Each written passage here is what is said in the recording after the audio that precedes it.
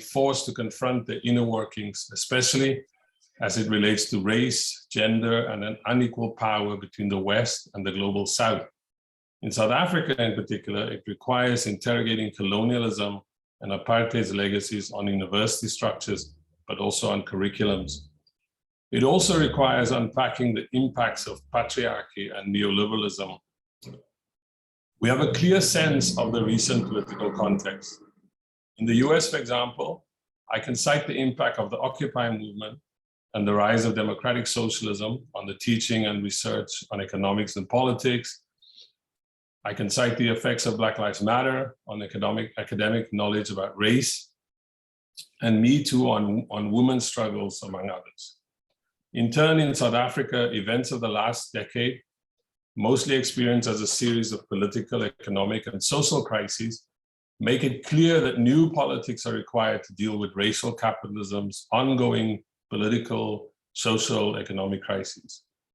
For academics, not just discursively in the theories, the scholarships, and the shibboleths that we cite, but also in our organizations and how we approach public policy.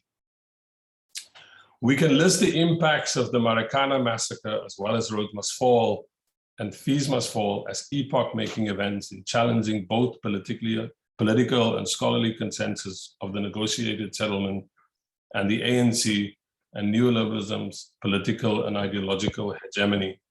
Specifically, the student movement highlight connections, and I mean the student movement in South Africa, highlight connections between racial capitalism, neoliberalism, and patriarchy. Broadly, these connections have been captured by the catch-all decolonization, an older term that has been repurposed under new conditions or different conditions. In US universities where I'm based, one response has been to shift curricula to focus on racial hierarchy and racial oppression. But this often has a US-centric, a very kind of parochial bias with little attempt at comparative analysis. For example, there's a growing sense that American students and faculty would benefit from thinking about their history, not as exceptional, but as just one case study among many, for example, on the politics of settler colonial states, late capitalist countries, racial capitalism, etc. And to engage with ideas and experiences from elsewhere. But as most of you, or those with experience of coming or going to the US, know, there is very little of this. At other times, such interventions appear opportunistic or cynical on the part of those introducing it. Many of us can cite anecdotes or instances where we cringe. While it's important to read through or think through, we need to ask whether and how what we teach or assign in classrooms speaks directly to the subject matters or questions many of our students want to tackle or will face outside the US or in contexts like South Africa, where a lot of us have connections on how race and racism, class inequality, the acute ecological and health crises that confront the 21st century play out where they, the students, come from or the places that they study. The gender and women's studies scholar Desiree Lewis, based not far from Stellenbosch at the nearby University of the Western Cape, told me in an interview why she was heavily influenced by Southern African writers Bessie Head, Yvonne Vera, and Zoe Wickham. For Lewis, these three women plumbed the depths of racialized and gendered human experience in ways that defy clinical categorization, and that is so much richer.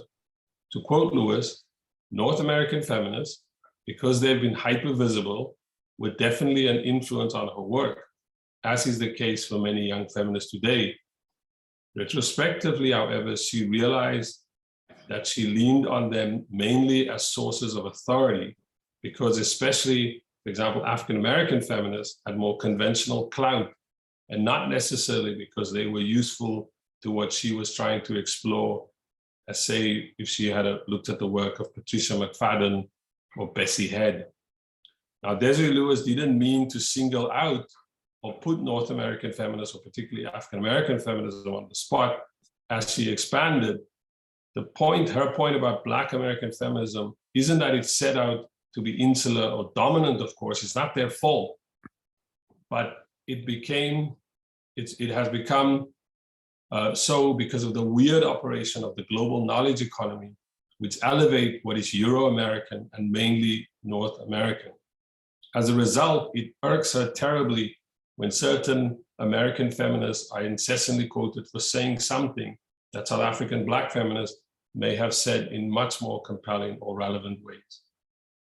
So the goal for South African universities should be to work towards becoming places where students, faculties, visitors, and those attending campus events read the work of thinkers from the Global South or the Third World about our current condition, especially new ones that help people imagine or think of new political or political cultural possibilities. And if we want to highlight liberatory possibilities, we should look at those moments where American social movements and scholar activists took seriously the international dimension of global political economy and power.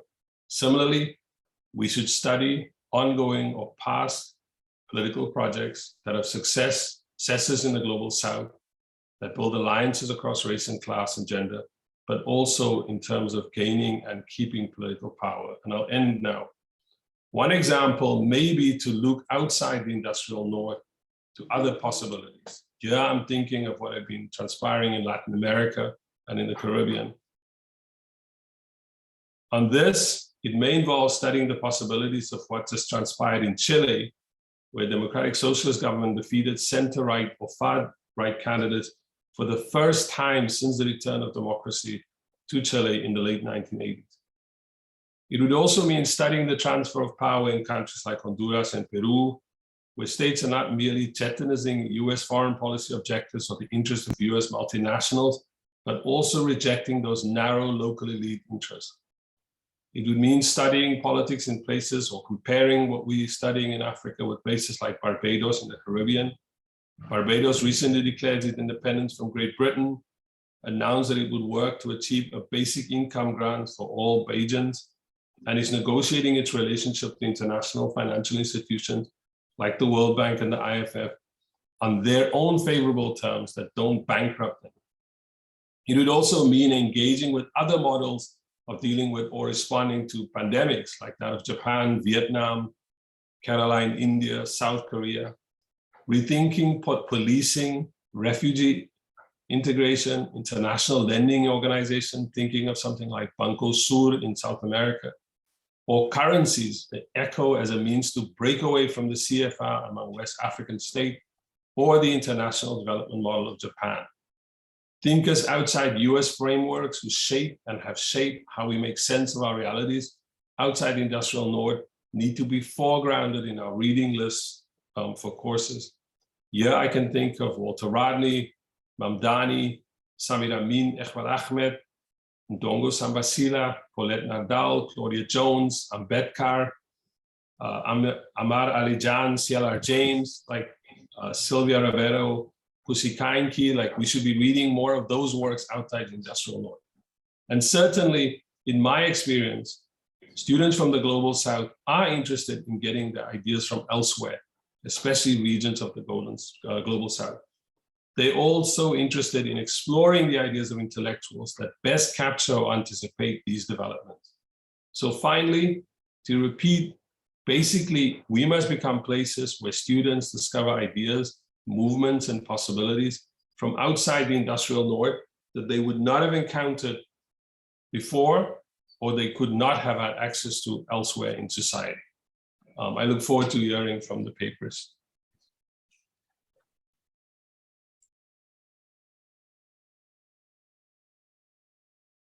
Thank you so much, Sean. I'm struck by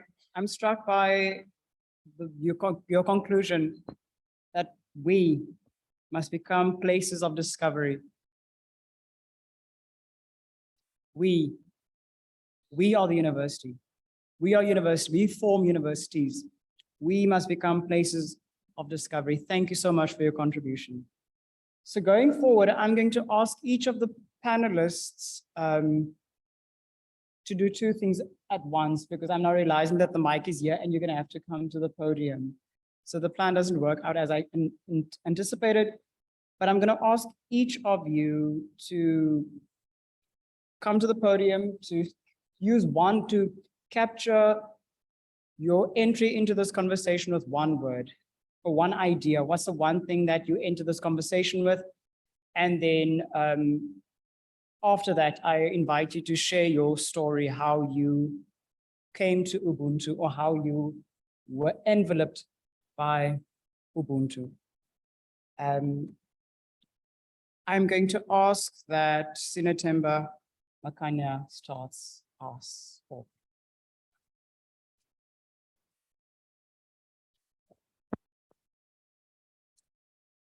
I was kind of trying to shrink away and hoping that Ashwin wouldn't see me, but yeah. Sinethemba Makanya. Okay. Good afternoon, everyone. Hi, my name is Sinethemba Makanya, my birth name. I am also Ugogo Unombala, meaning that I work with a grandmother called Unombala. I am also Umkulu Uzanemvula, meaning that I also work with a grandfather. And so in this being that you see, I am both man and woman, and it changes when necessary. So I had to call upon those two as the other ones that walk this journey with me. I'm still thinking of this word, and would it be okay if I ended with the word? Because it might not necessarily be in English. Yeah. But my journey with Ubuntu, I guess, began a long time ago, but I guess culminated in my PhD research, which was called, or which is called Ubugula Kwabantu. And in this research, I was trying to look at constructions of mental health by Izinyanga, Izangoma, Nabatandazi, what we know to be traditional healers. There's a lot I can say about this particular journey. Suffice it to say that on the one hand, I was doing what the Academy calls semi-structured interviews with other healers, as well as looking at aspects of my own initiation. And even though I had not thought that it would be so, my initiation took center stage, not because I write how this initiation unfolded, but because in order for me to be able to write this piece of research, I had to unlearn and become, I had to completely fall apart in order to be come back up again. And why was this necessary for me? Because when I went to interview these healers, they said, but mental health is a white people word. Why are you trying to find that out? And so I had to then understand then how I would ask the questions, because mind you, you know how in our proposals, we write so nicely and say, no, I'm gonna translate my questions into Zulu or Sutu, and I'm gonna have conversations in Zulu and whatever, until not even halfway through the process, I realized that even though I was coming with a language that I said was vernac, my thinking was very much still rooted in the Euro-American Academy that taught me the frameworks of mental health, of physical health, et cetera, et cetera, et cetera. And so I had to then fall apart, break apart, because by the time I was doing this research, so I didn't get, maybe I should just then, as a disclaimer, I didn't decide to get initiated as a healer because I was doing this research.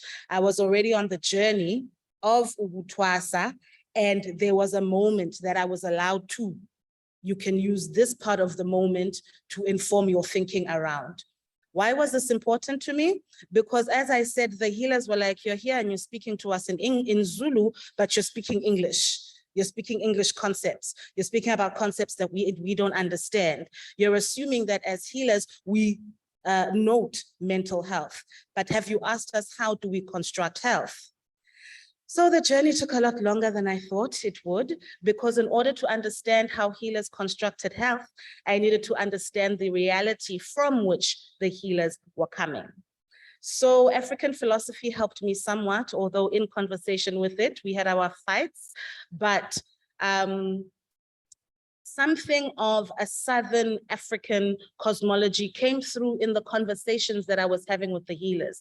I didn't say, what is your cosmology? No, I had to obviously ask, sit with them in a different way. But then I had to understand the nature of reality, which is significantly different from the dichotomous, the binary, the nature of reality that we are told. I had to understand how healers in their praxis of healing thought through or thought of the human in order to see then where do healers intervene when they are healing what I, in my Euro-American thinking, call mental health.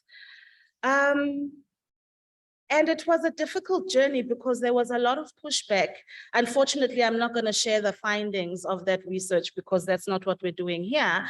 However, I guess if there's anything that I took away from the process is this need for other frameworks from which to do research, other frameworks from which to think. And I'm finding it difficult to articulate it in words right now because in my mind, in my body, in my spirit, in my soul, I know what the research did. I know the importance of the research. It now means that when you go, or at least the future of it means that when you go to a psychologist and the psychologist says to you, you're having a little bit of dis-ease, you're not immediately put into a mental institution the way I was, but they consider that we could be working with other healers and there's something else that is not at ease, and it's not because you are mentally ill. It also means that I see myself in the books and that other students who have similar disturbances or diseases can say, oh no, Freud says this, and you know, this psychiatrist is giving me this medication, but there's also another theory that's forming that says, actually, the person in me is feeling a bit at dis-ease, and there is another way to do things. So it's not always pathologized, but there's more of an explanation. But it's PhD research. I'm still at the beginning.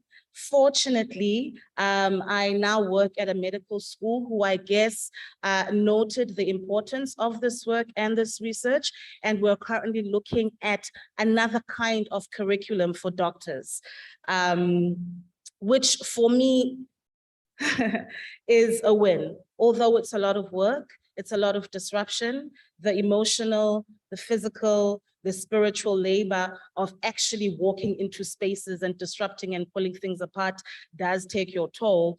But thank you to the ancestors who allowed me to do this work because of where they want their descendants to be in the future.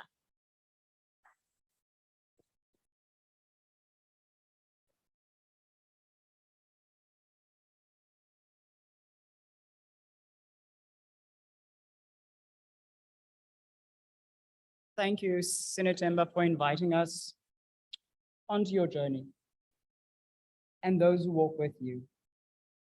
We are reminded of the need to find, to discover, to recognize the need for other frameworks.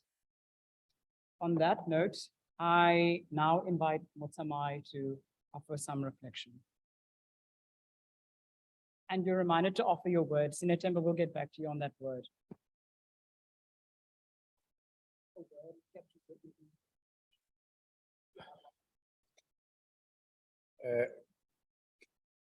Good afternoon, everyone.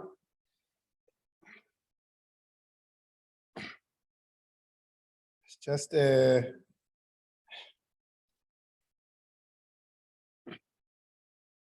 don't know.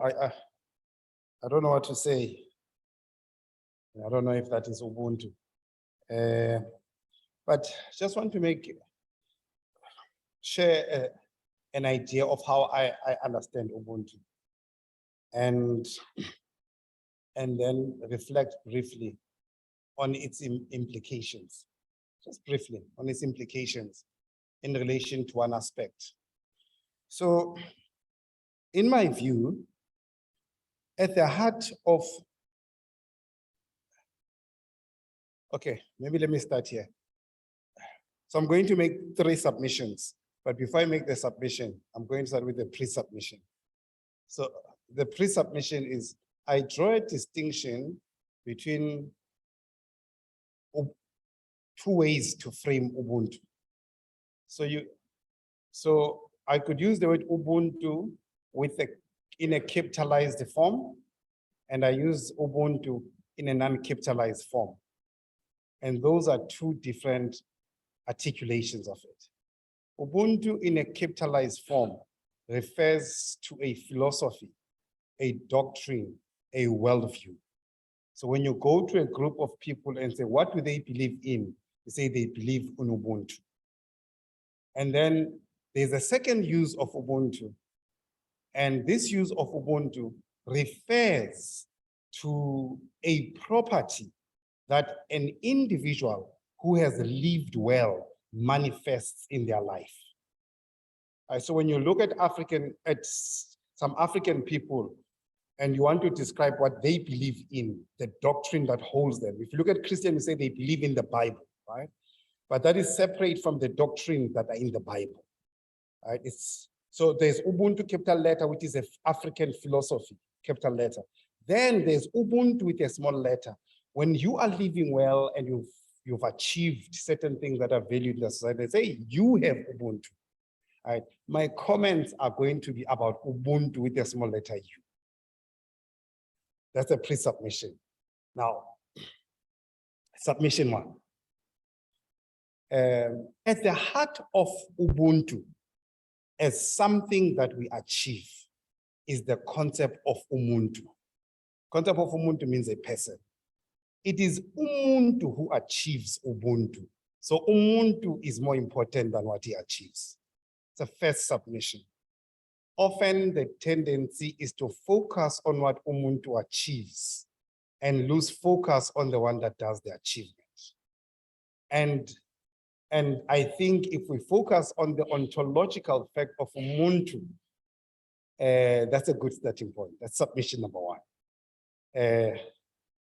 Submission number two, Ubuntu is something that we achieve. It's a value. And one way to think of this value is in terms of, when we say you have Ubuntu, we mean you embody excellence or excellency, body excellency, or we mean you are virtuous. So at the heart of Ubuntu, when we say you have Ubuntu, we associate you as Ubuntu with excellency, this value. Right? This value operates at two spheres. The one sphere in which it operates is the moral sphere. When we evaluate the quality of your character, when you look at Desmond Tutu, look at Nelson Mandela, you say the way they have conducted themselves morally, we can approve of them, then they have Ubuntu. So, and the way to think of that kind of life, we can say their life was dignified. At that level of morality, we reduce that to dignity, right? Then there's another sphere, what I call the cultural sphere. The cultural sphere roughly embodies three areas: the whole area of recreation, which might include education and all of that, and the area of arts, and the area of science. That's a cultural sphere. And I think the cultural sphere covers everything that is to do with human existence. If you think about building of bridges, if you think about the way we entertain ourselves, if you think about the way we choose to dress, all of those fall within these three areas. Ubuntu requires also in those areas that we must manifest excellence. If Ubuntu requires excellence in the way we conduct ourselves morally, so that we're dignified, and Ubuntu requires excellence in the areas of recreation, arts, and sports, that has a serious implication. This is my last submission. And what's that implication? Ubuntu, imagine Ubuntu as essentially one who can produce knowledge and skill. Because for you to be able to pursue morality, that presupposes knowledge. You must know about the values. You must understand these values. You must be able to interpret these values. So Ubuntu is one who's constantly engaged in understanding and interpreting values. So Ubuntu requires that kind of moral education and moral availability of knowledge, but that requires knowledge. On the other hand, if Ubuntu is going to engage in recreation, to think about ways in which it can make the world physically available for them to be able to engage in sports, for them to be able to express themselves, for them to be able to do a lot of things. Ubuntu requires knowledge in that sphere. If Ubuntu is going to engage in arts, imagined in its broadened sense, then Ubuntu presupposes knowledge. If Ubuntu is going to engage in science, to do all kinds of projects in the world, for Ubuntu to be able to make the world habitable, knowledge is a prerequisite. So one of the fundamental aspects of Ubuntu that I think unfortunately has been neglected, it's how Ubuntu, and in this instance, I'm not using the word Ubuntu in a very inclusive sense, I'm using Ubuntu to think about Black people, can be reinserted in the project of them as knowledge bearers and knowledge producers, so they can create a world where they can be accommodated. Thank you.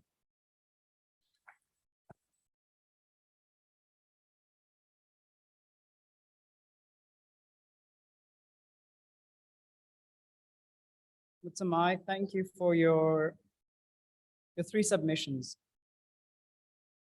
and for inviting us to think about them. So I think right now we'll return to those one word to capture, because I don't think we would adequately do this justice. And so Allison, I invite you to share with us your journey into Ubuntu.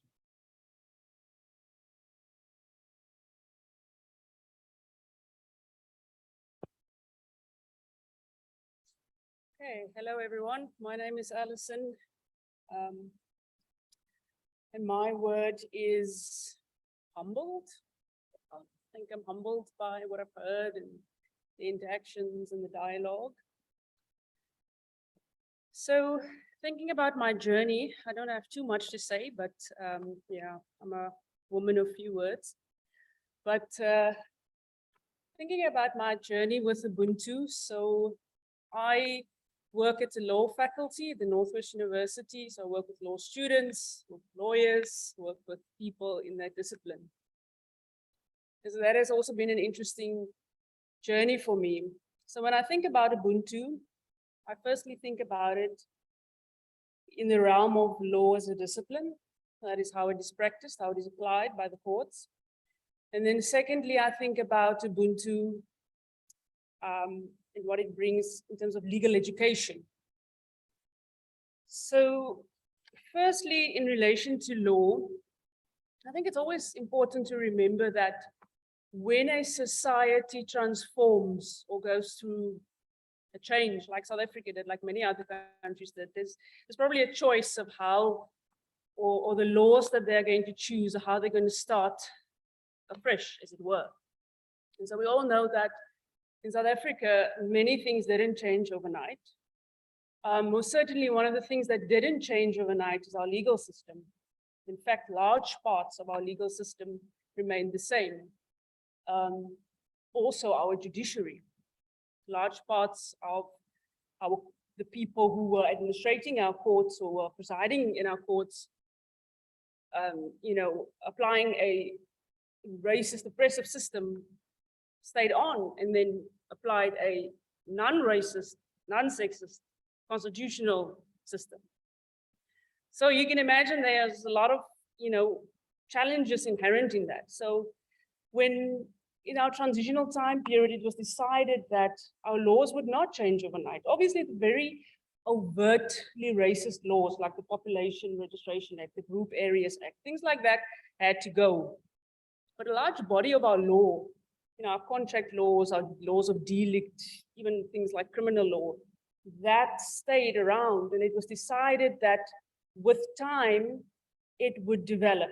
And there's a specific section in our constitution that says, section 39, as a lawyer, I have to go to the section. Section 39 says that when courts are confronted with the common law and our customary law, that they have to interpret that law in light of constitutional values. They have to develop that law in light of constitutional values as well as the Bill of Rights. So there's a very express mandate on our courts to develop the law. Now, the challenge with that is that it places such a large responsibility, that transformation that's supposed to happen is placed on our courts. So what happens when you have a very conservative-minded court that is not going to take on that transformation, or that's not going to be brave enough to change those laws? I mean, obviously, we don't want laws to just change willy-nilly. We want them to change gradually, but we definitely want them to change and to develop. But what we've seen from, or I think what I've seen from our courts is a rather conservative approach. There's been a lot of lip service to Ubuntu. There's been a lot of talk about changing, about caring for people. But at the end of the day, we don't see, we don't see those changes. And we see that, or at least I would say that the status quo in many instances is retained. And that status quo is an approach that doesn't see life doesn't see the sanctity of life, but rather sees the sanctity of contract, sees the sanctity of the economy, sees the sanctity of capitalism, neoliberalism, etc. So that's a debate that I can go into, but just to tell you about my journey, that's the one space in which I look at Ubuntu.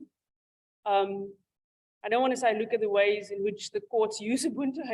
I say I rather look at the ways in which the courts don't use Ubuntu. So that's the one way. And then what I look at, and then something that has kind of occupied my thoughts for the last year or so, I think is that disjuncture between our, the practice of law with all its challenges and then legal education. So since 2015, in South Africa, there's been a strong movement by students, some of them here as well, was part of that student movement, to change a lot of the systems at universities, to change the curriculum, to decolonize the curriculum, to make it a more relevant curriculum. And I think it's a great project, and it's a great cause.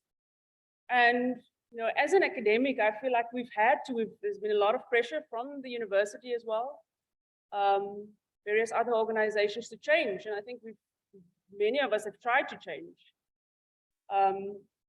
But I wonder whether the practice has changed, And so I see students, embrace this change. I see academics embrace this change.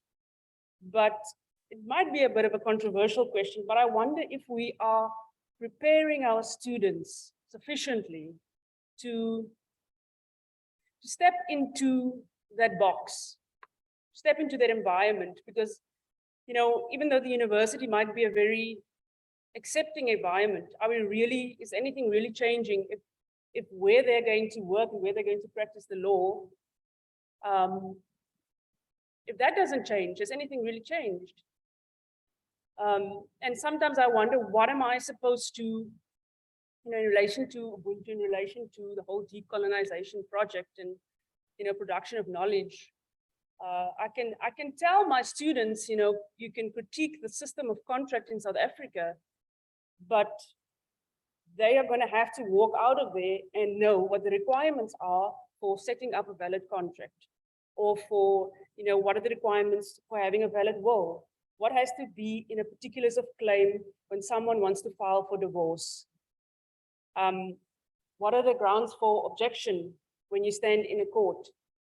And I think these are the more difficult conversations maybe that we're not having regarding legal education specifically.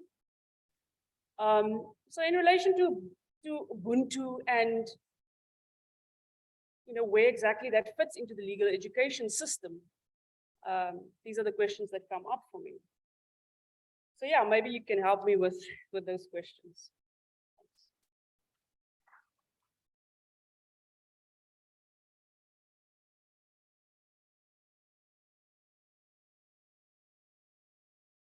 Ooh.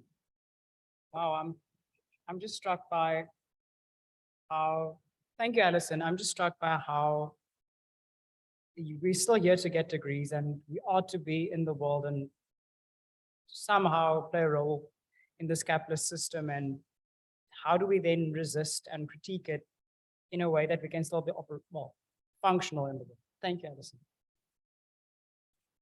Marcella, please share with us some thoughts of your journey into Ubuntu.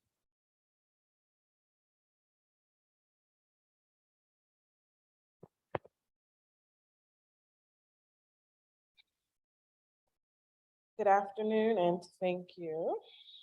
I'll start with the word you asked us to consider, and the word I chose is access. And by access, I mean access to fullness. And I'll talk that through. through my Ubuntu journey. My Ubuntu journey, and it was access to fullness of myself and my history. So my Ubuntu journey starts in ignorance. Because in America, we are taught that Africa, being African, Africanness, anything associated with Africa is negative, it is wrong, it is ugly, it has no value. So that was the ignorance that I came into my society. As I grew older, I learned that I wanted to be Black and beautiful beyond February, Black History Month. And beyond the 70s nostalgia, and then beyond the 90s, which were my college graduate school years. So it started outward, right? So I started wearing head wraps. Cute.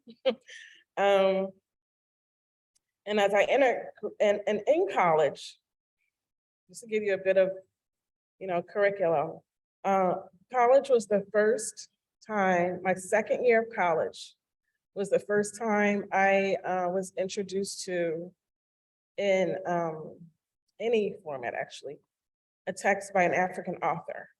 I was enrolled in my humanities course, and Professor Dr. Ruth Shafi, I'll never forget her for this reason. We read Things Fall Apart.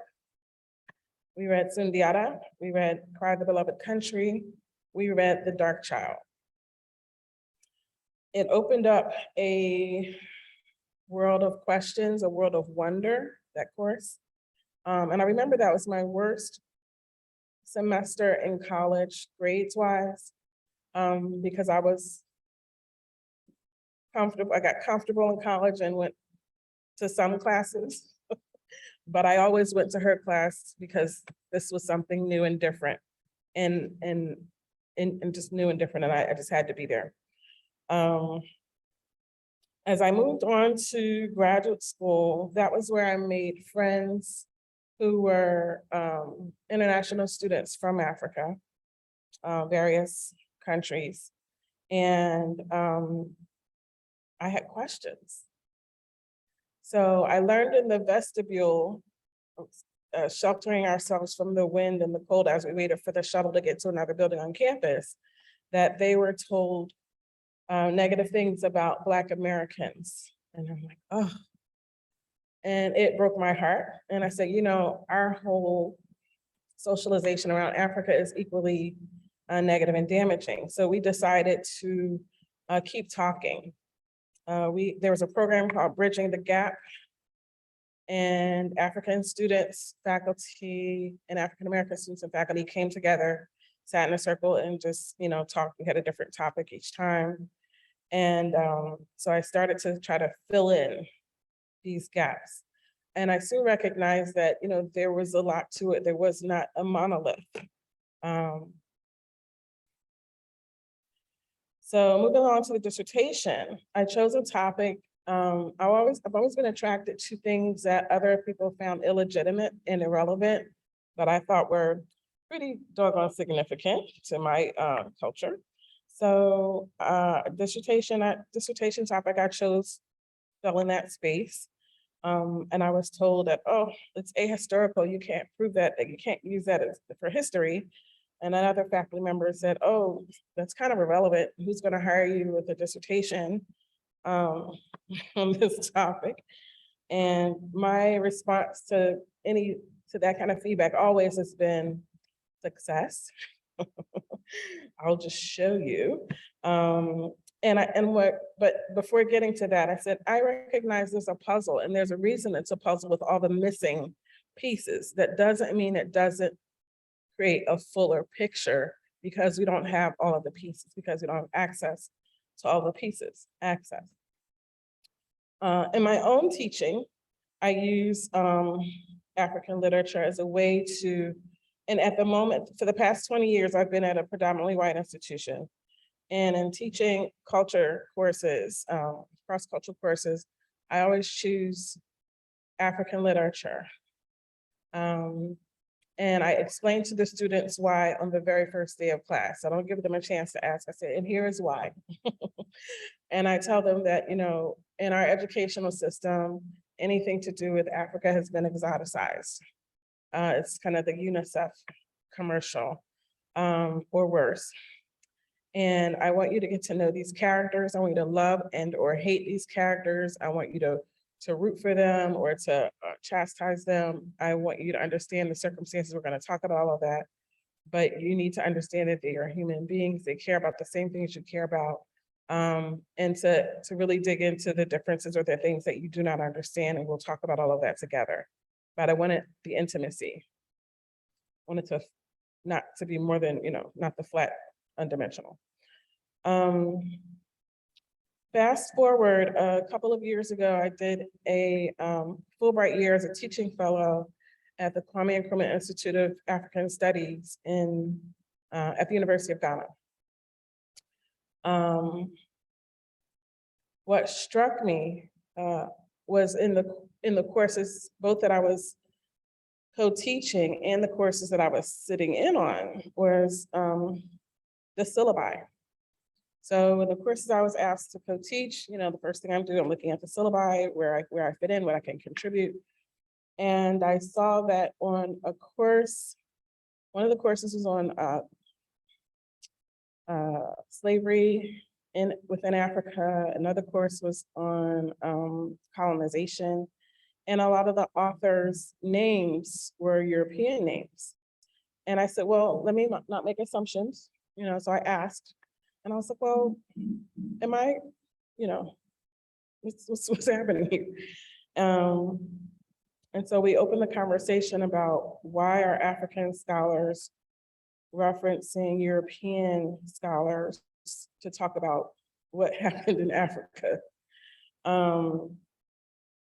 And, you know, of course, we recognize we follow the standard practice of acknowledging and referencing the earlier works. You know, in teaching, you also model for students what they are to do as scholars, and not to diminish the work of the scholars on the syllabi, but it begged the question. And so I'm going to come back to that. Outside of the classes, there were many conferences and colloquia that I observed or participated in. And the topic was always decolonizing the academy. And to be at this place, at this seat, you know, Ghana Black Star in African Studies, Kwame Nkrumah, I asked the faculty, like, so what's happening here? And they explained that to be tenured and promoted, you were encouraged to publish in Western journals. However, unless you have a very small slice, which we are all taught to find that slice where you can become the expert, if there's other work out there, oftentimes scholars are forced to, or are expected to, in their edits, make so many edits to their work that it becomes unrecognizable. And so faculty have to make a choice, livelihood or struggle and try to push through without the conciliations. But it showed on the syllabi. Right? Meanwhile, in the religion and gender courses where I sat in, and I was also kind of supposed to teach sometimes, I'm looking for the material on my computer. I can't find it. It's not, I'm like, are my research skills that rusty that I can't find these articles? And the next day they would be under my office door in hard copy. You could tell that it had been copied many times. And that is because those articles that really were filling in the gaps for me, that were giving me access to the fullness, were no longer in circulation. There was a generation of African scholarship, African studies that was missing from broad circulation. They're not, you can access them on JSTOR or Nexus, or any of the things that I was accustomed to searching, because they were in local journals, and those journals might not circulate consistently. They were in paper, so they were handed to me and then taken back. And because we were there in 1920, we had to leave abruptly with the pandemic, so I didn't even get to grab the few paper copies that were locked in my office at this point to bring back. So the conclusion, I said, we have to do something. What can we do? And one of my colleagues, I'm like, what if so we came up with this idea of and he's full-time. He's like, you're on this fellowship, you have time to think about this, tag me in when you're ready. So we came up with this idea of an index or a repository where abstracts of papers that couldn't be published, or papers that were out of circulation could be stored and accessed, so that scholars around the world would have access to this knowledge. Scholars like me who were looking to finish the fullness, because I'm reading this on paper and I'm in these courses and I'm like, oh, this makes sense. I understand why my grandmother did this. Oh, that's where that comes from. But I couldn't take that with me. And it prohibits scholars who are doing this work, or scholars who have done this work, for their work to circulate. It impacts economically the scholars who have these barriers to publishing in their own voices. So the title I have is, if I can read my writing, Africa in the First Person, Circulating in Centrality with African Studies Scholarship by African Scholars at the Center. Thank you.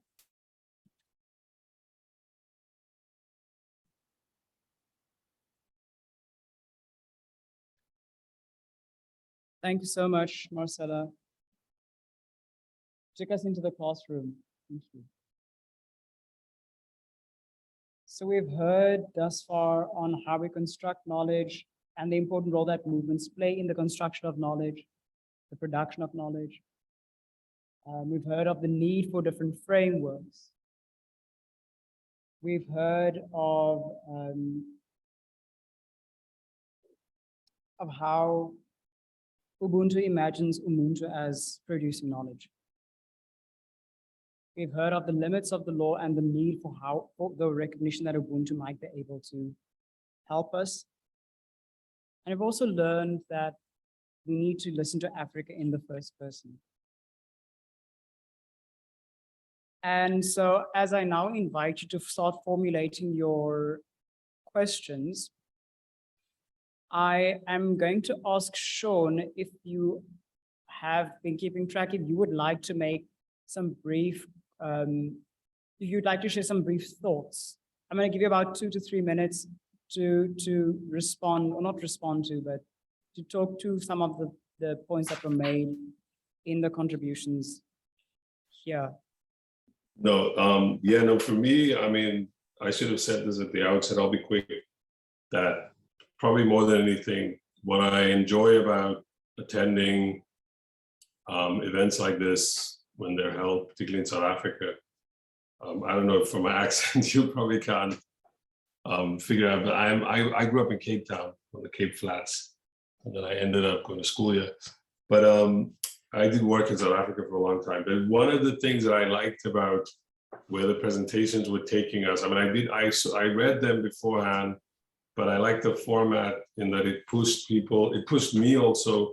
Some of the things I had said, what I like was it's how your papers show kind of the not necessarily the difficult process of it, but that there's a thing about talking. There's a way in not just here in the US, but also in South Africa, that people talk about wanting to do these, wanting to rethink or reimagine, or to put content to what they mean by these kind of broad terms like decolonization. It's only when you have to do the actual work that you see the kind of like how it would work in practice. And for example, Sinethemba's work, when she said how starting out doing this work and then meeting healers and their response to her, I mean, I like that sentence, you speak in Zulu, but you speak in English. And now she's in this kind of envious position of developing curricula for medical school students.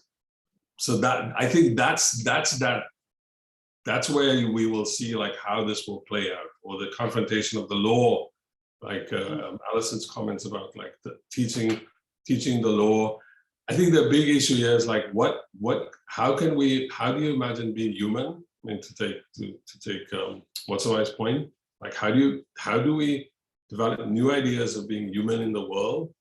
And the part of what I was, and I know I only had 10 minutes to say it and I'll stop after this.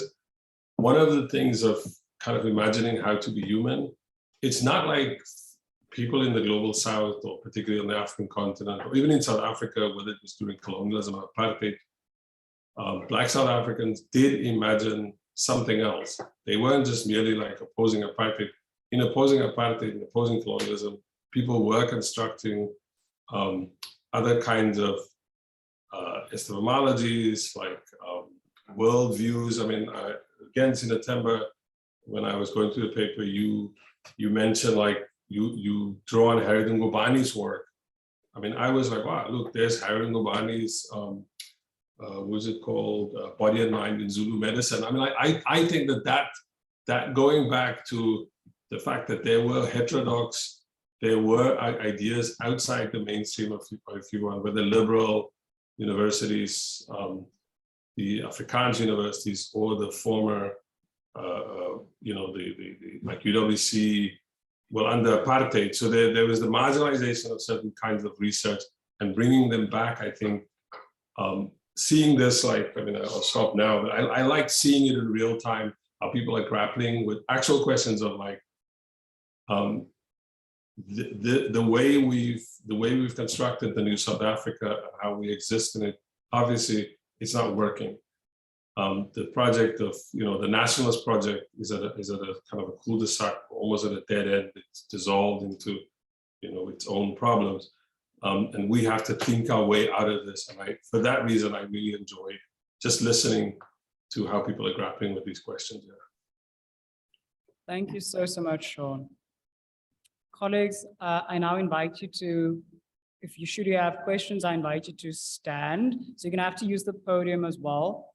I'm going to take 3 questions in a round, as a round. First person, which is mine. Okay.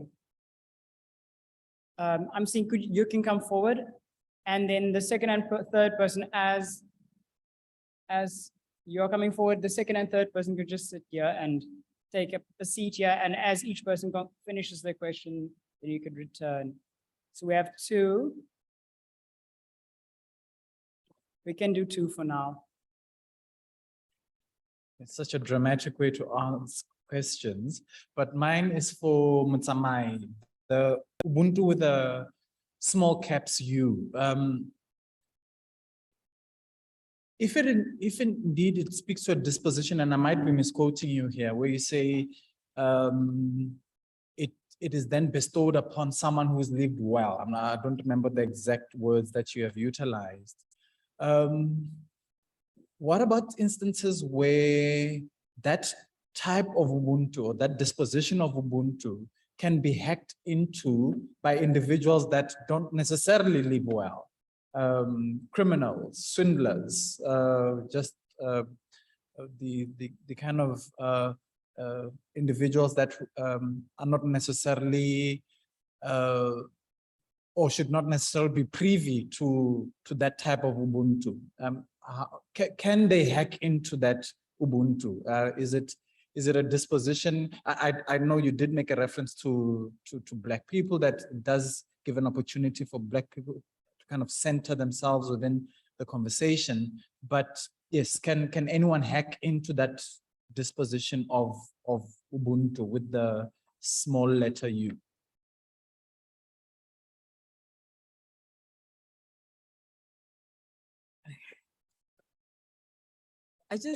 I'm curious, I think Marcella, if I'm not butchering your name, as well as Sean, I think you're in conversation in a different way, because the proposition that Sean is forcing the South African academies to start to read different type of text that comes from the South in various ways.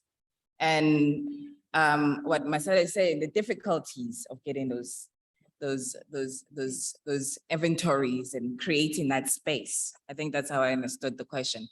And I just want to ask Sean in a different way, because where do we start? You know, like the difficulties of going into, especially Black thought in whatever kind of ideology that's irrelevant at this moment.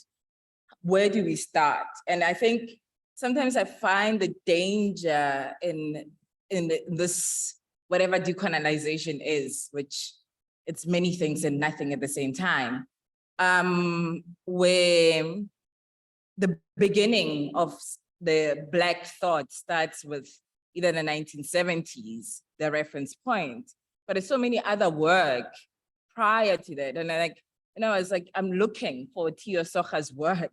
And he wrote a book, but nobody needs to, where do we find this?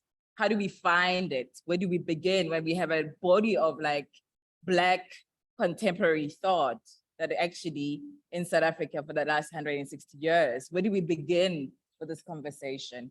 And how the difficulties, what does it mean in this process as we try to rediscover ourselves in various ways? And I'm curious, I hope that it's been understood at the same time, if Marcella can, but also, with Allison, I'm just curious where our governance right now as things fall apart, literally, sorry. It's mainly on litigation. What does it mean when the law, as you put this proposition that has been put out there often, the law has not changed in one level, but actually everything around us in various ways, whether it's the government in itself, the ANC, or even movements as they fall apart, litigation has become at the very center of this falling apart in various ways. What does it tell us about this moment? Not only here in South Africa, but the US are they're in different ways, the same sort of, problems as we find ourselves, as we think about these things.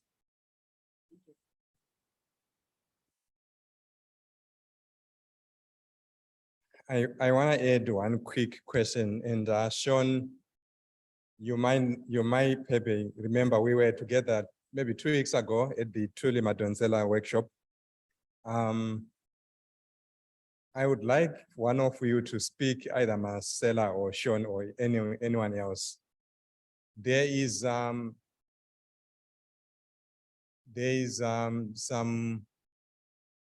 some push towards reclaiming African indigenous knowledge systems. And a lot of us who work with Ubuntu, we are interested in figuring out how we can preserve African knowledges, reclaim them, but also bring them to the forefront of academic discourses. And when we were at a conference 2 weeks ago with Sean, we were on the same panel too. One of the things that Thuli Madonsela is kind of advocating for is, we are not really wanting to return to an idealistic piece of Africa that we have in our minds. Maybe we need to come up with a way to figure out how Africa would have progressed if it was not for the disruption called colonialism or slavery. If we could come up with a system to make that trajectory and say, where would Africa be today if it was not for this disruption, then maybe that's where we need to go, instead of go back to an idealistic Africa that we have in our mind. And we are not sure what that idealistic Africa is. Where do we want to go back to? What are we talking about in terms of what do we want to reclaim? So I would love one of us to speak to the issues around indigenous systems, knowledge systems. Thank you for your questions. I'm going to ask the panelists, and Sean, you also raised a few questions have been raised now, and I don't think it's fair to continue raising more. Motsamai, because the first question was raised rather early, would you be fine to respond now? Thank you.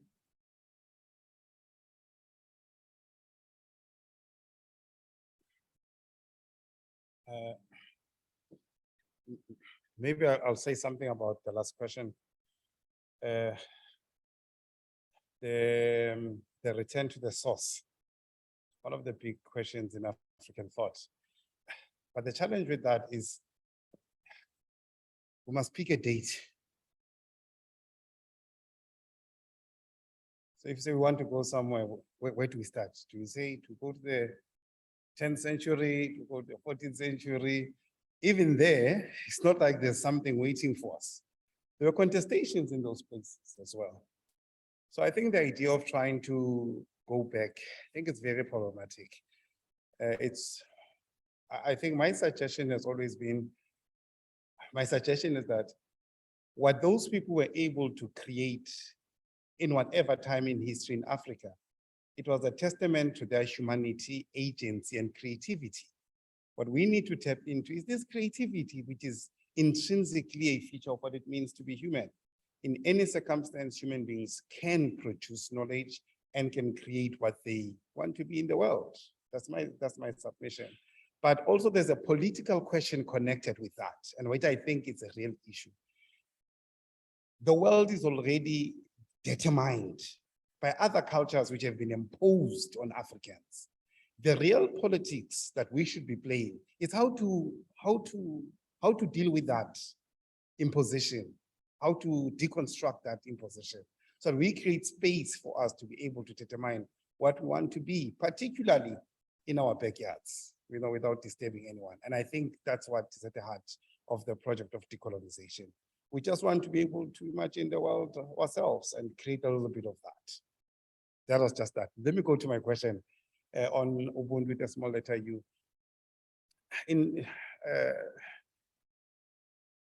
So at the heart of Ubuntu is this idea of recognition. So you live with the community and we recognize that this person, their contribution to the community, the way they give themselves over to the community, they manifest excellence, or their life is characterized by dignity. And then we then say you have Ubuntu, right? All things equal, it works well. But here are difficulties associated with it. People can pretend. People could know our values and they could display them.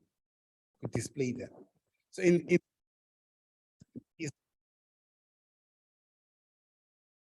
it's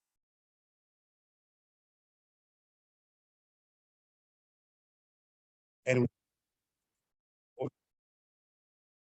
is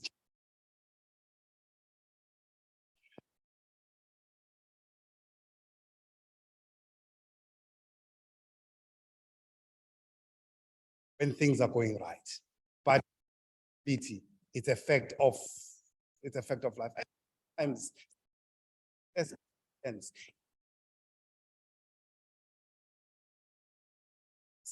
but had we said Ubuntu, but we didn't know, it's a submission. Things have abilities. Societies to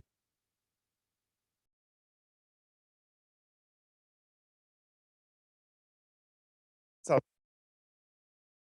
it's continually constructing a that is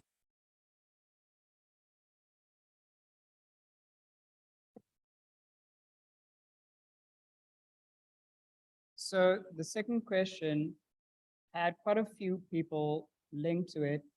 So Sean, at this stage, I'm going to ask if you would like to respond to one of the questions raised earlier. And then Marcella, thank you, but Marcella, when Sean is done, perhaps you could come in.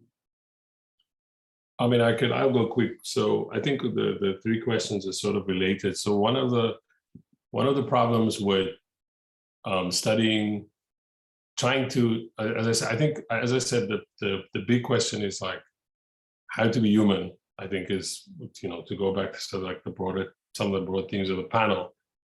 And one of the problems with trying to go back is that in its reconstruction, and we know this from experience, like with politics in Africa right now, is that it it either manifests itself as neoliberal authoritarianism. I mean, I don't have to give you the example or examples, ethno-nationalism, or more broadly, a lot of the stuff that we get from the US and then we sort of often apply them with very little variation is Afro-pessimism, right?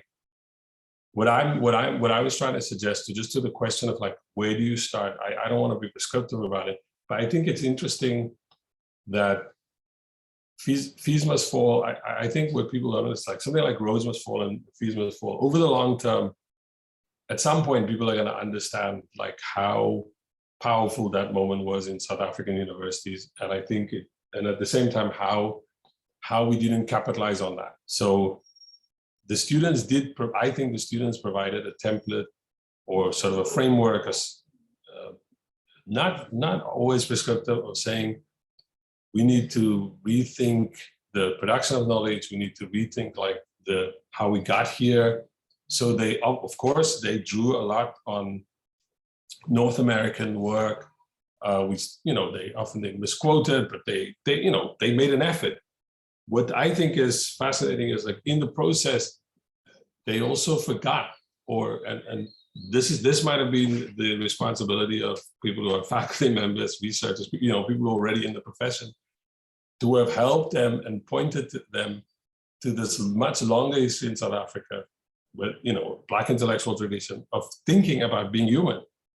And you could blame like this has to do with the way the South African universities developed, like, you know, kind of certain historical, like in terms of how race operated in the university, and that marginalized certain views. I mean, I can just think of, so Nipo Mokwena has written about Magema Fuze, who's this heterodox figure out of KwaZulu-Natal. I mean, this is like late 19th, early 20th century. To this point of like, where do you start? I don't want to, I think I can't be prescriptive of where you start. I think the point is, if you start with when people start to write things down, and of course it's compromised to some extent also by the missionary system, you know, the publishing of books, etc. But you can read between the lines with the novels, with the early kind of histories that people write. I think it's worthwhile going back and looking at what people have done and written over this kind of long, you know, mid-19th through the 20th century, that there was, before Biko, there were other ideas that existed. I think that that's maybe something that where academics can play a role in kind of pushing for that. The second one is to this point of, we cannot go back, but we have to exist within a present reality. I think it's interesting that, and I mentioned that explicitly at the end of the remarks I made, that we don't look to South America.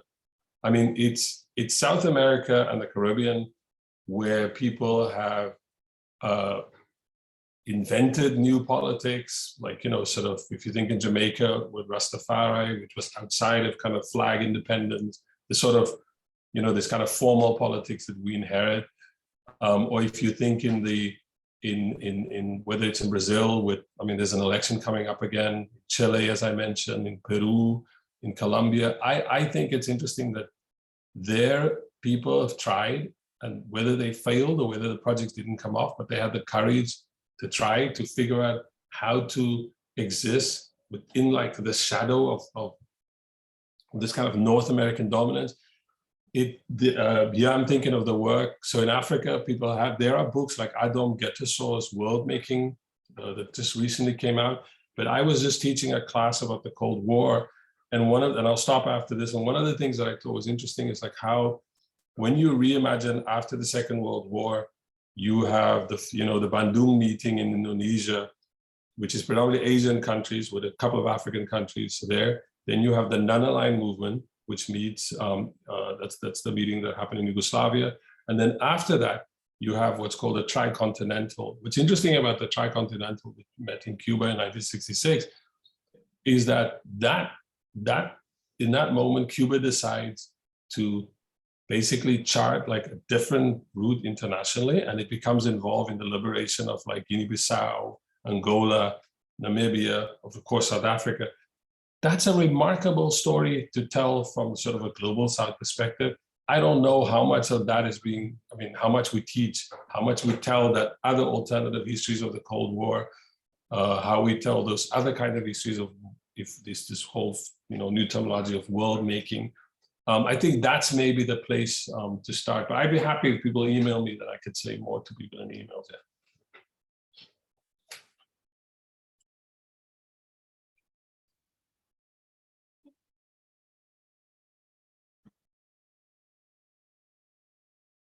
Thank you for the question. And I think the idea of romanticization and what do we go forward at? And I want to be clear for me anyway. When I think of going back to fill in the puzzle and reading that scholarship that we don't have access to, for me, it doesn't romanticize. It's not a romanticized view of, of what I'm learning. It's demystifying some elements of my of the ethos of Black folks in America in any way, that that has become ethos because we don't have the hundreds of years plus of history to recall.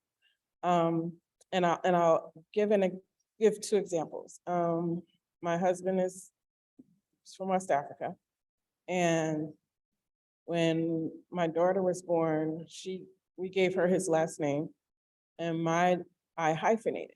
And his family's like, "What's she doing with your name?" She's putting your, because that's not something they do. Like, you keep your name, and I had to explain two things. Because of the history of Black people in outside of Africa, we clutch to our children in many, many ways. So if my daughter has his last name, I don't know what's gonna come of the two of us, but I have to have a part of my name on hers so that there's never any possibility of, of us being parted. And the other piece was with my last name, my maiden name being McCoy, and him not understanding, like, why do y'all have, it's like, I don't know if it's Scottish, I don't know if it's Irish, but why do we keep the names of our slaveholders? In my case, that was the name of the family who held my family in captivity.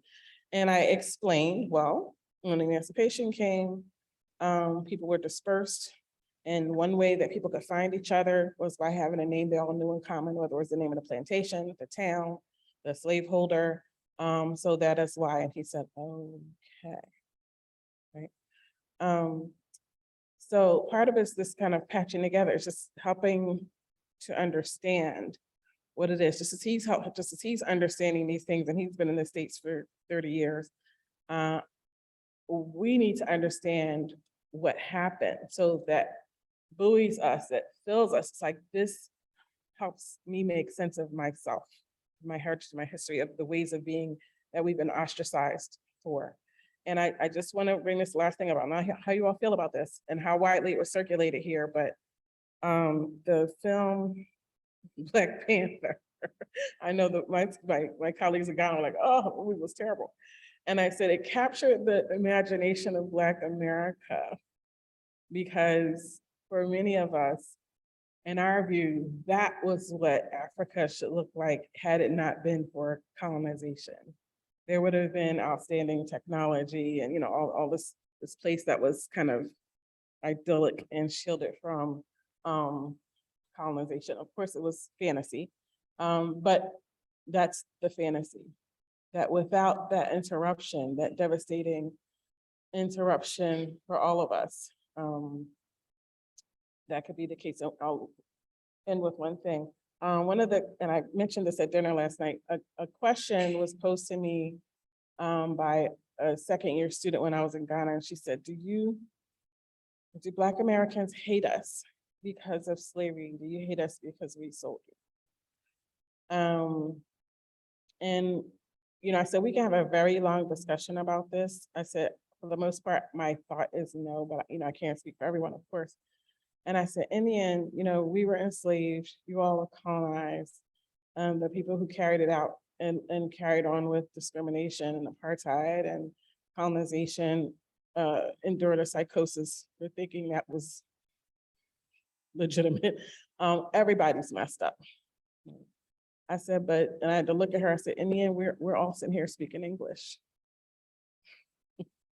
So how am I gonna, we don't have the luxury to point fingers at each other. We have to we have to come back to each other and figure it out in many different directions, I think. So going forward and retrieving and helping us understand our pasts.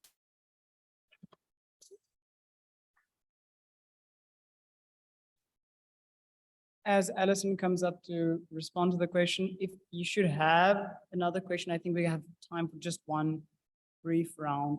I'm sorry, those who would like to raise a question can join. Okay, thank you for the question. What does it say about this moment in time? I think, at least from a legal sense, it says that our systems of accountability are failing us and that people are turning to litigation. So even though I think that our courts are sometimes conservative, I still think that they're quite independent. But the fact of litigation is that it's a very expensive exercise as well. Unless you're working with pro bono organizations, it does cost money that a lot of people don't have. And I think that also says that there's a problem with access to justice. I think that a case that really indicates that is the recent Phillips case that you might have heard about. It's one of our recent constitutional court judgments. And this is where an 85-year-old woman who was living on farmland was evicted. She was living on the land for something like 75 years with her disabled son.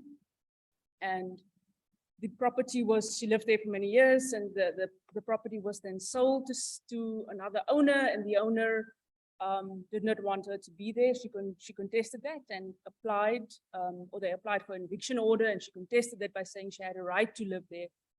So one of the acts that was promulgated by the constitutional, so that, or the democratic South African government to protect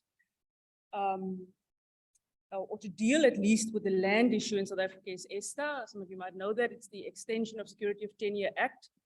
In terms of that act, if you had been staying specifically on farmland before or at a certain point in South Africa in the apartheid era, you could then apply to have a right of tenure on that land. You would not own that land, but you would have a right to stay on that land as long as you would want to. So typically someone who's been a farm laborer, for example, for many years, or has been given a right to stay on that land, could then have that right.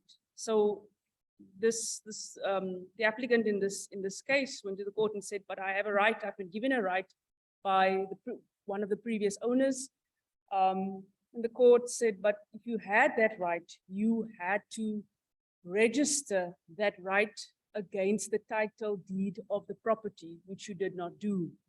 And because that technicality of registering that right against the title deed was not done, the court said, but you don't have that. And so then they had to go on to PI, which was the Prevention of Illegal Evictions Act. So then the court has to consider whether an eviction order is just and equitable. So we should also keep in mind that the new owner told the lady who was staying there that he will provide alternative accommodation, but she didn't want to move because, well, she was living there for 75 years. So I think this is a case that brings up that issue of inaccessibility in South Africa as well, because we might say, okay, well, you didn't register that right that you had, but how would she have known that she had to register that right? Are there not principles of public policy, or even the principle of Ubuntu that might have, maybe in this case, have deemed it registered? these types of issues. So I think that's what it says. I think it says something about accountability, and I think it also says something about the state of access to justice. Thanks.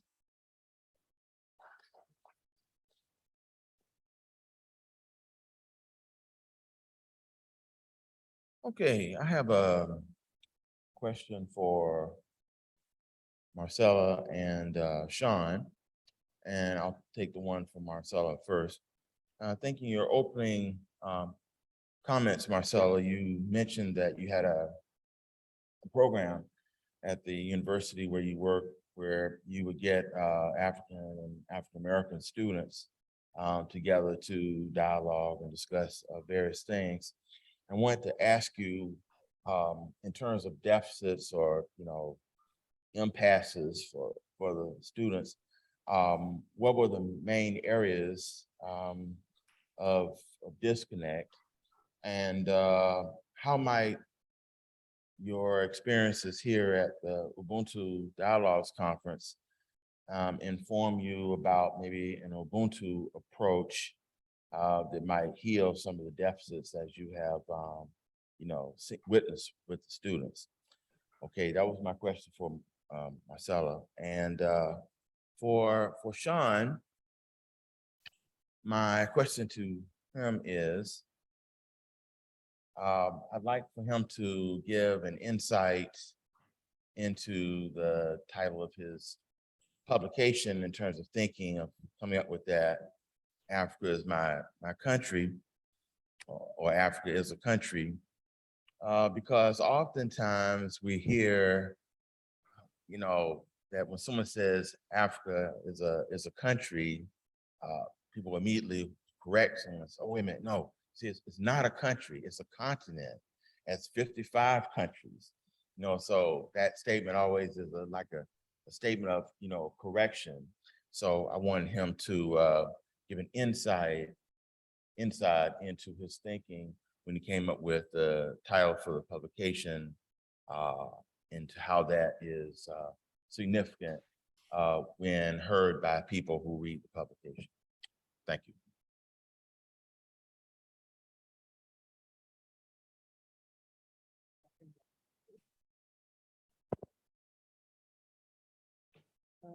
Thank you for the question. I think you were referencing the class. Okay. All right. Okay.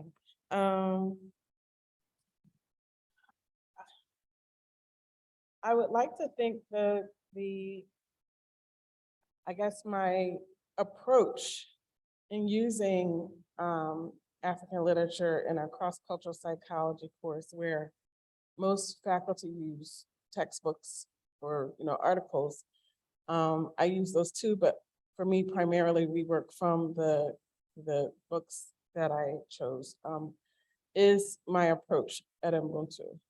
And it is because in my experience teaching at predominantly white institutions, and I have taught at HBCUs as well, but I've spent the most of my time where I am now, where I become my position of authority in the classroom in front of white students can become a barrier to some of the conversations we need to have.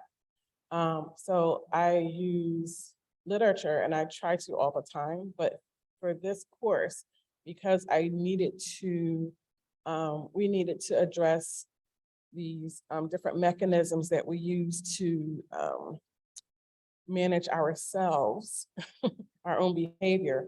I did not want to have a situation in the classroom where we're, arguing about, I do this, you do that, or that, I wanted some place for us to focus. So we use the literature, and we use those concepts to discuss what's happening in the text. I chose African texts, and I chose them because, students have strong responses to using, if I'm teaching the straight American history class, using material that they consider Black history. I said, well, this is American history too. For all my life, I've had to read just about you, and we get a little bit of something about me. You already know that. Why do you want to know more of that? I'm going to introduce you to another perspective on those same events. And that was when I was just introduced, using African-American materials in a history class. So for this cross-cultural psychology course, when I decided to use books, and one course we used So Long a Letter, Mariam Abbas, So Long a Letter. We jumped to Americana by Chimamanda Adichie, one that somebody they could, relate to. And I think we might have used Things Fall Apart as well, because, who doesn't love a complications. And again, it was just a way for them to broaden their minds, one about literature, because I would introduce, like, this is a classic text. Well, this isn't following, I said, you don't get to decide that. This is the text. This is classic literature from, this region, and push their boundaries to include other literatures outside of the canon, the Western canon. So for me, this, I am human, I'm human through you, with you, all those conversations we had this week. Sometimes you have to get people, if you have a captive audience, that is how I'm using it to, I hate to use the word impose, but impose this kind of spark of Ubuntu within the classroom. And typically students respond well to the material. It's just getting them past that barrier. And I just want to add that the courses, say if I had 30 students in the class, my first section, there may be 2 or 3 students of color. By the 5th time I taught it, there were maybe 2 or 3 white students. The rest of them were students of color. And a lot of international students as well, because they were seeing themselves.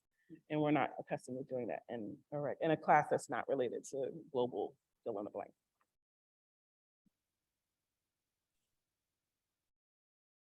So Sean, would you like to respond? I have a very short answer here, so because I don't want to take up time, because I know we're at the end. Read the about page. Read the about page of the website.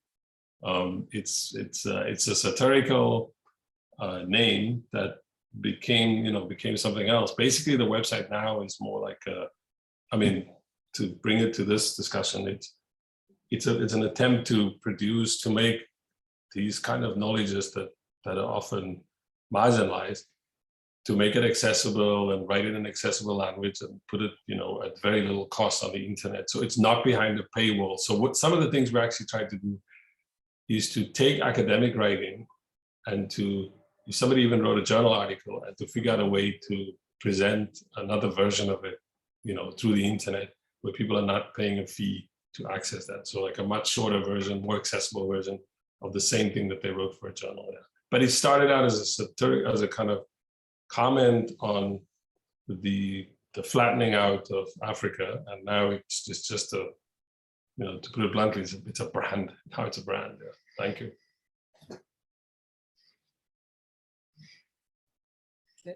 There's one last question, and while this question is being asked, colleagues, I'm going to ask that you formulate some closing thoughts, and then whoever the question is addressed to can include the response in their closing thoughts. Thank you, Ashley.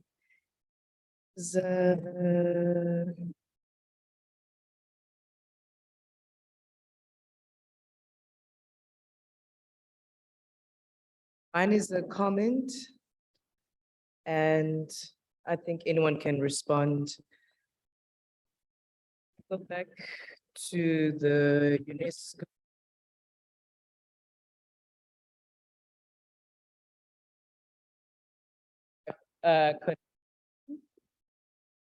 And something missing.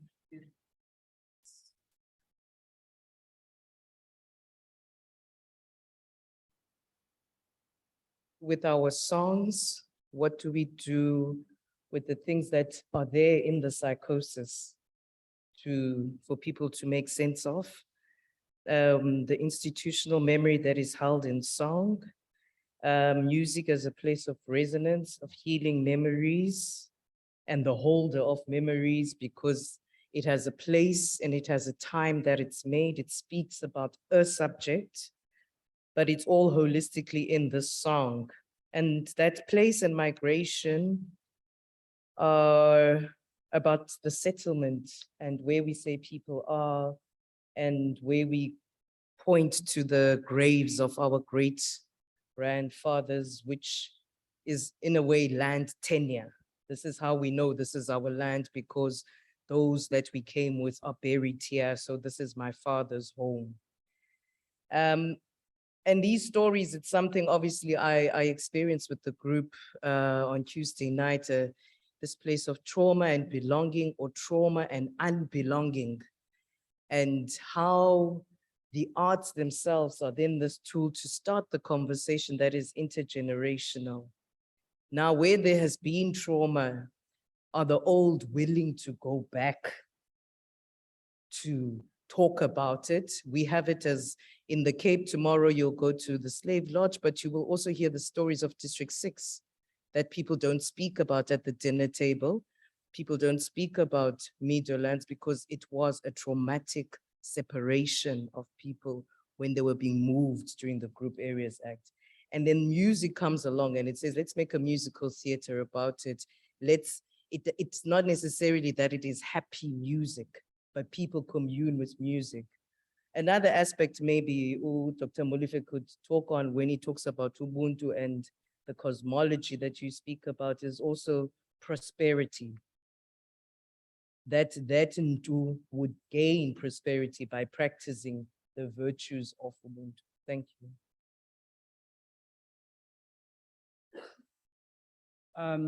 Colleagues, whoever would like to go first can come offer some closing remarks. And then Dr. Sean, you could then have the final word. Thanks a lot for that comment. In my work, I have what I refer to as the oral literature. And the oral literature is always, when you just oppose it against the written, the archive. So these are two different kinds of archives. But there's also, again, here politics at play.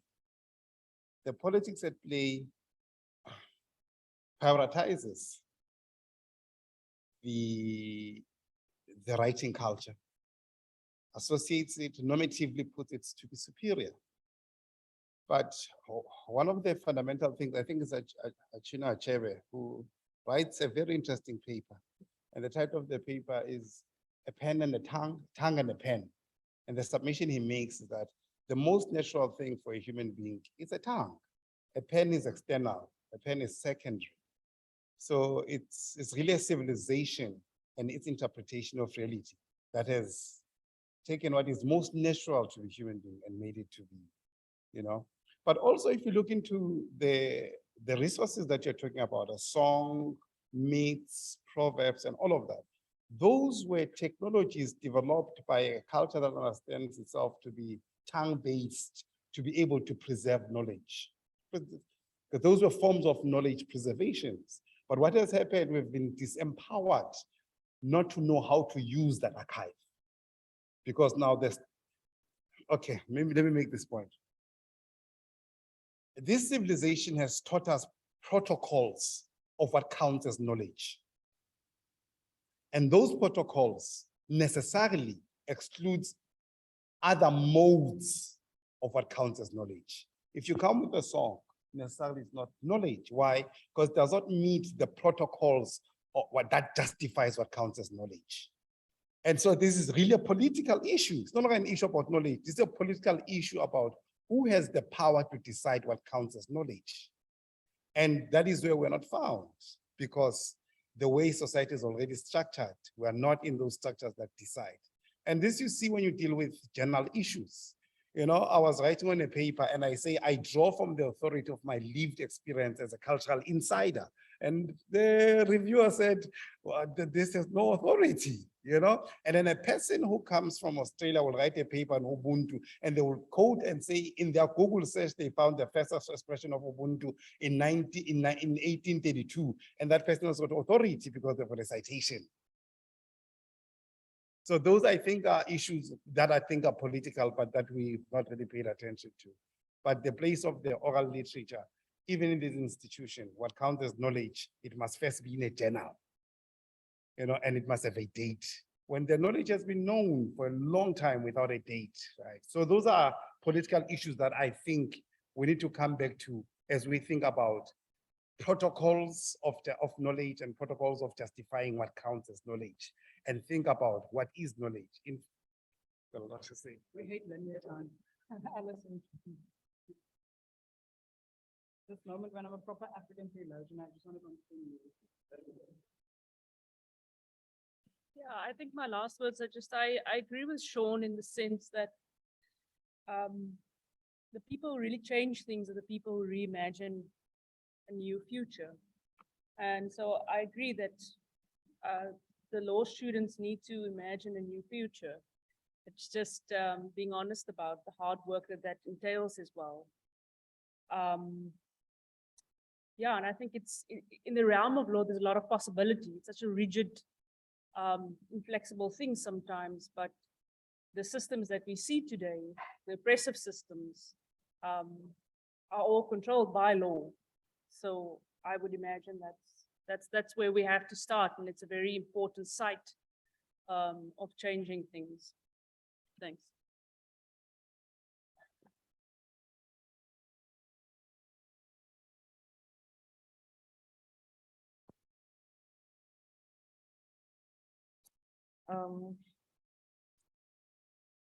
One of the things as I jot down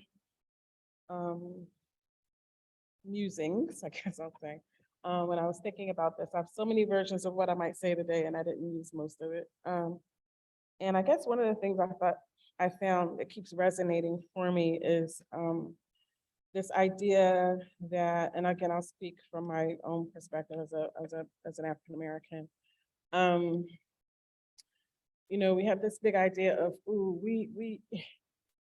we were torn from our motherland, and a lot of people say we were kings and queens, and I say, yeah, but we were also peasants and slaves and crooks and scholars. We were so many people came. We can't all be from the same class. And in the end, whether we were colonized, whether we were enslaved, where we were the colonizer or the enslaver, what we were, all of us, was reduced. We were diminished as human beings, our humanity. And however you define Ubuntu, and whatever you decide to do, I think as long as we're working towards restoration of our full humanity, I think we can spend more time working toward that goal, and less so arguing. We often get caught up in arguing over like, who is the leader? What is the right way? As long as we're moving in the right direction to restoration, I just wanted to implore that we do that.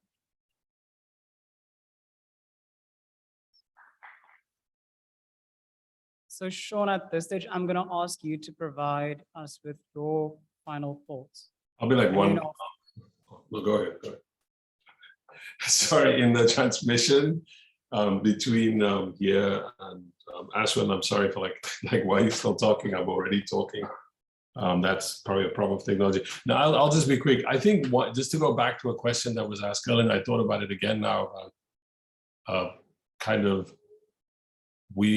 of course, like I said, the most recent event that, particularly in South Africa, that asked questions about the nature of the university, its relation to power, its function within society, and its relation to community.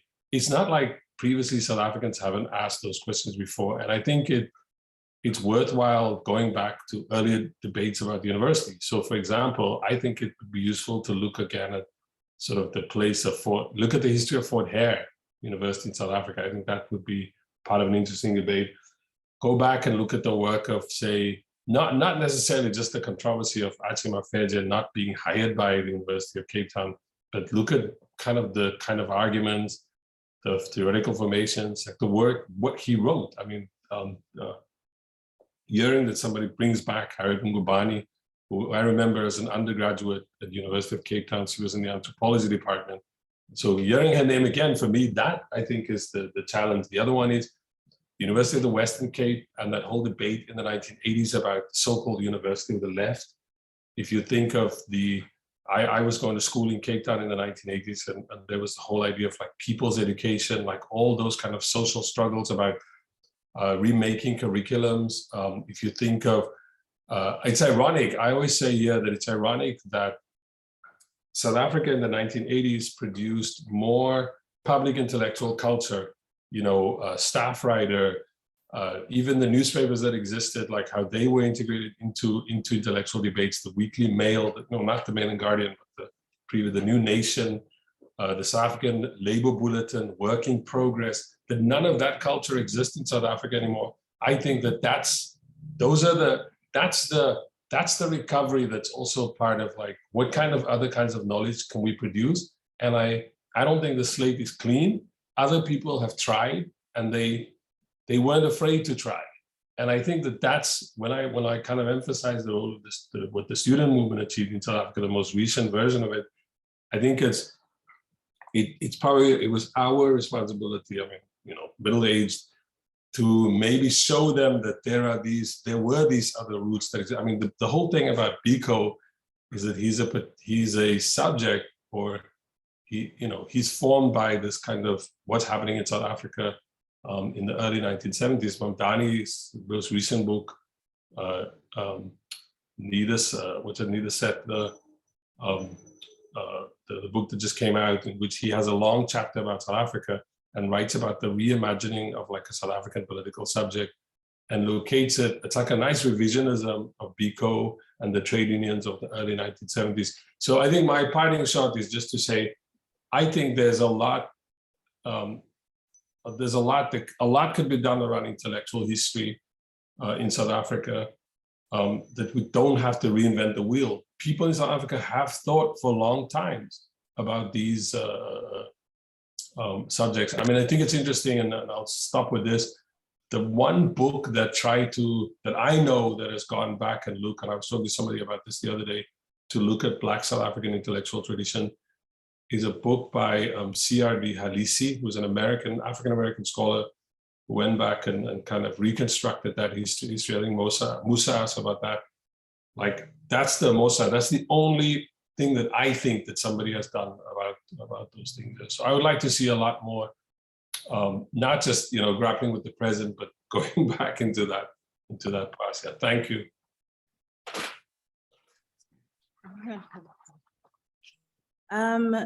Yeah, thank you. With my own closing remarks. So when I was doing the interview for to be what are we? Fellows, Ubuntu fellows. One question that I got is, we hear your presentation and it's all very interesting, but what does Ubuntu have to do with what you're telling us? And so I'm sitting here and I'm recalling that, and I'm trying to think in my own research, when and where did Ubuntu come up? And it's so sad to say that it didn't. But the words that are coming up for me right now is what one of the healers said to me. And she said to me, "Basiphuce ubuntu bethu. Umsebenzi wethu ukuthi sizama ukubuyisela ubuntu bomuntu ngesintu." Translated, they took away our, if you believe Ubuntu to be humanity or personhood or whatever, I'm going to use the word Ubuntu. They took away our Ubuntu. So we are currently not people. We are currently not Abantu. We are currently not humans. The work of us as healers is to try and restore Ubuntu bomuntu ngesintu. Isintu, I don't know, someone loosely translated it as African practices, but I think it goes deeper than that. But I don't have the time to do that whole theoretical academic thing right now. And so I'm sitting here with that dead feeling of, is this the space where we restore Ubuntu bomuntu? Thank you.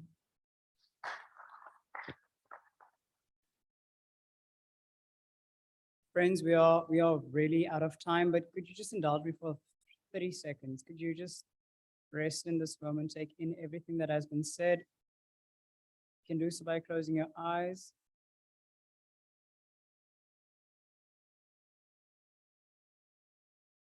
Thank you. Mariki.